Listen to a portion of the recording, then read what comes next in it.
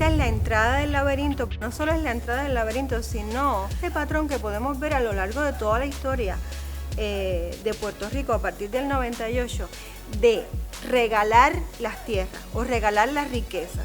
Una serie de eventos económicos que moldearon y que moldean nuestra relación actual con Estados Unidos y con la forma en que somos.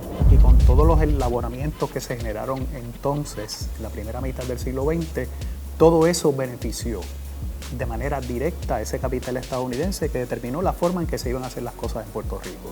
La economía depende de todo un marco bien complejo, un marco institucional. Todo eso es parte de la cultura no material. Ese proceso se recoge en nuestra literatura. Te puedo dar algunos ejemplos. Por ejemplo, una novela como Yuyo, que si uno la lee con mucho cuidado, parece ser una novela que trata sobre el problema de una hija con un padre o de unas hijas que tienen esta relación con su padre y la novela en cierta medida discute la autoridad paterna, el patriarcado.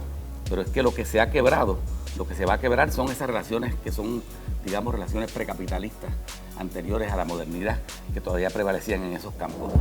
Y que el modelo de la urbanización presupone sacar el individualismo, cada cual con su casita.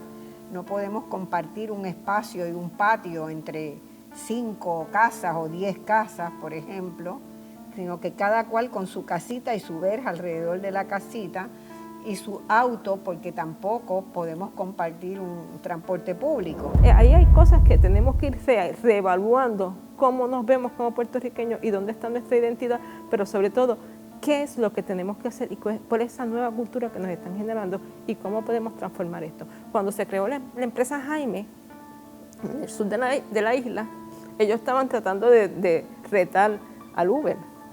Ellos hicieron su propia plataforma, la hicieron en forma colaborativa, las riquezas se quedaban en Puerto Rico, pero no ha salido de allí porque no le dimos la oportunidad como país. El gobierno no vio aquello como alternativa, vio como alternativa el Uber y lo que se discutió en la legislatura fue el Uber, no se discutió el Jaime. Tenemos que cambiar en nuestra mente el paradigma neoliberal de la atomización, del individualismo, de la competencia extrema y mirar a lo que teníamos en Puerto Rico previo a estas ideas, que es que la cooperación, la solidaridad, la ayuda mutua. Pero las generaciones presentes, con todos los procesos sociales que están ocurriendo ahora, no necesariamente tienen una expectativa de que su calidad de vida va a ser mejor a la de sus padres. Llama mucho la atención, por ejemplo, que en el último informe oficial de la Junta de Planificación de Puerto Rico el año pasado, a pesar de la crisis económica, esas empresas se llevaron de Puerto Rico más de 36.000 millones de dólares en ganancias, lo que equivale a más de la mitad del Producto Nacional Bruto de Puerto Rico y a una tercera parte del Producto Interno Bruto.